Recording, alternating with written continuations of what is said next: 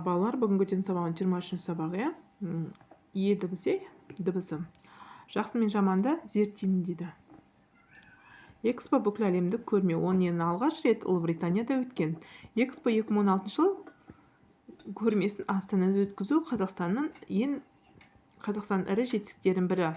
Бұл тмд елдерінде өткен алғашқы көрме болды. Көрменің тақырыбы болашақтың энергиясы деп аталады. Онда күн сайын әлемнен көптеген елдерінің әр алуан шаралары өткізілді. Оның бәрі эфирден көрсетілді. Мәтін экспо туралы. Сұрақтарға жазбаша жауап бер дейді. Экспо неліктен бүкіл әлемде көрме деп аталады? Бірінші сұрақ жауапы беретін боламыз. Экспо неліктен бүкіл әлемді көрме деп аталады? Өйткені экспода бүкіл әлемнің жетістіктерін көруге болады. Әр елден өзінің жетістіктерін сол экспо көрсетеді. Әр мемлекет, әр ел. Экспо 2017 жылы көрмесі қайда өтті дейді? Ол Астана қаласында өтті. 2017 жыл. Көрменің тақырыбы қалай аталады? Көрменің тақырыбы экспо деп аталады. Өйткені бүкіл әлем жан-жақтан өзінің пайдалы заттарын алып келеді. Біреу күнді, мысалы қарап тұрсақ, күн сәулесінен энергияны алуды көрсетеді. Күн сәулесінен энергияны алады. Мысалға желден бізде тоқ өндіріп алуға болады екен, және судан да өндіріп алуға болады екен. Ары қарай мәтіннен е дыбысы бар сөздерді тауып, жаз. Бұл сөздердің мағынасын дерек көздерін біліп ал дейді. Бұл жерде электр, экипаж деген сөз. Бұл жерде экспо, энергиясы, эфирден деген сөздер бар екен. Бұл жерде осы сөздерді дерек көздерін табыңыздар. Енді бізде 17-ші жаттығу. Мына жер болашақтың энергиясы тақырыбында болжам жаса және топтар талқылаңдар, мұғалімдеріңізбен бірге. Дыбысы дыбыс, дауысты дыбыс, ол басқа тілден енген сөздердің және сөздің басында кездесетін. Эфир, эскалатор, экипаж деген экипаж дейді. 17-ші жаттығу берілген сөздерді қатесіз көшіріп жаз. Эрмитаж, эстрада, экскаватор, эстафета екен. Өзінің е дыбысы бар бірнеше мысал айт. Сол сөздің е дыбысы бар сөздермен салыстыр дейді. Е деген сөзді емен салыстырыңыздар дейді. Бұл жерде қараңыздар, біз электрик, экипаж деген сөзді алдық. Етік және есік деген сөздерді екеуін алдық. Екеуі де дауысты дыбыс екен.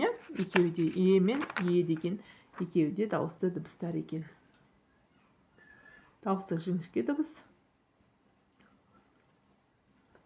Дауысты жіңішке дыбыстар екен екеуі де.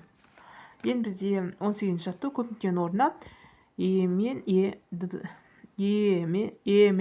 дыбыстарын әріптерін тиісін қойып, сөйлемдерді көшіріп жаз дейді. Көшеде электр шамы жарқырайды. Ұшақ экипажсыз орнынан қозғалмайды. Балалар эстафета ойнау қызық болды. Бұл жер бізге е деген әріп қоймады, е деген әріп қойды, ені қойған жоқпыз. Міне қараңыздар, бет жазамыз.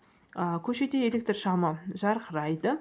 Ұшақ экипажсыз орнынан қозғалмайды. Балаларға эстафета ойнау қызық болды деп жазды. Енді осы сөздерді бізге қараңыздар. Е дыбысы бар сөздердің мағынасын түсіндір. Осы сөздерге дыбыстық талдау жаса дейді. Қараңыздар, біз бірінші сөзіміз электр екен. Е деген дыбысымыз дауысты жіңішке екен. Л деген дауыссыз үнді. Е дегеніміз дауысты жіңішке. К дегеніміз дауыссыз қатан екен. Аяқтары қатан. Т дегеніміз дауыссыз қатан. Р дегеніміз дауыссыз үнді екен. Бұл электр деген сөздің талдау екен. Енді экипаж деген сөз. Е дегеніміз дауысты жіңішке. К дегеніміз дауыссыз қатан. И дегеніміз дауысты жіңішке екен. П дегеніміз дауыссыз қатан. А дегеніміз дауысты жуан. Ж дегеніміз дауыссыз ұян екен. Енді бізде бір жерде эстафета деген сөз шықты. Эстафет. дауысты жіңішке, с дауыссыз қатан, т дауыссыз қатан, а дауысты жуан, ф дегеніміз дауыссыз қатан, дегеніміз дауысты жіңішке, т дегеніміз дауысты қатаң екен, иә. Өйстіп дыбыстық талдау жасайды екенбіз.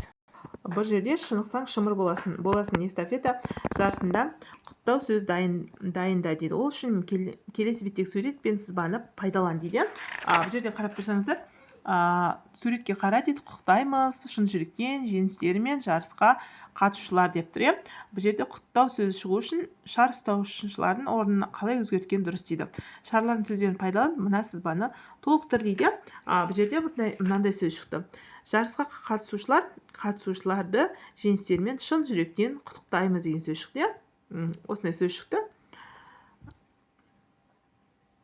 Жарысқа қатысушыларды жеңістерімен шын жүректен құттықтаймыз.